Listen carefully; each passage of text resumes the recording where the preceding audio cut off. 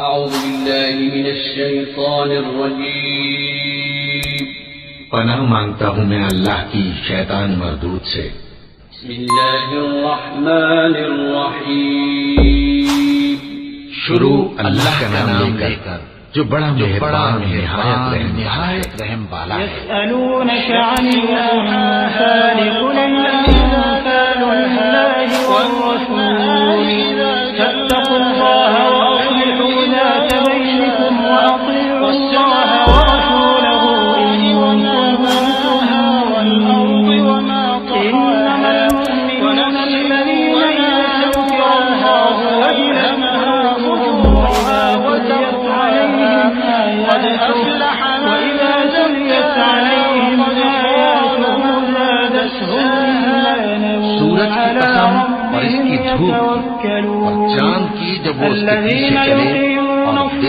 جب وہ اسے روشن کرے اور رات کی جب وہ اسے چھپائے اور آسمان کی اور اس ذات کی جس نے اسے بنایا اور زمین کی اور اس ذات کی جس نے اسے پھیلایا اور نفس انسانی کی اور اس کی جس نے اسے درست کر کے بنایا، پھر اس کو بدکاری سے بچنے اور پرہیزگار بننے کی سمجھ دی کہ جس نے اپنے نفس کو پاک رکھا وہ مراد کو پہنچا اور جس نے اسے خاک میں ملایا وہ نامراد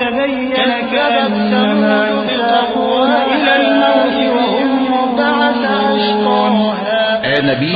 مجاہد لوگ تم سے غنیمت کے مال کے بارے میں دریافت کرتے ہیں کہ کیا حکم ہے۔ کہہ دو کہ غنیمت اللہ اور اس کے رسول کا مال ہے، تو اللہ سے ڈرو اور آپس میں صلح رکھو، اور اگر ایمان رکھتے ہو تو اللہ اور اس کے رسول کے حکم پر چلو۔ مومن تو وہ ہیں کہ جب اللہ کا ذکر کیا جاتا ہے تو ان کے دل ڈر جاتے ہیں، اور جب انہیں اس کی آیتیں پڑھ کر سنائی جاتی ہیں تو ان کا ایمان اور بڑھ جاتا ہے، ان میں سے ایک اور وہ اپنے پروردگار پر بھروسہ اللہ کے پیغمبر صالح نے وہ جو نماز قائم کرتے ہیں اور جو مال ہم نے ان کو دیا ہے اس میں سے نیک کاموں میں خرچ کرتے ہیں، مگر یہی سچے مومن ہیں، اور ان کے لیے ان کے پروردگار کے ہاں بڑے بڑے درجے ہیں رب نے ان کے اور گناہ کے بخشش سبب اور عزت کی روزی ہے۔ تو نابود کر دیا۔ ان لوگوں کو اپنے گھروں سے اسی طرح نکلنا چاہیے تھا جس طرح تمہارے پروردگار نے تم کو تدبیر کے ساتھ اپنے گھر سے نکالا، اور اس وقت مومنوں کی ایک جماعت ناخوش تھی، وہ لوگ حق بات میں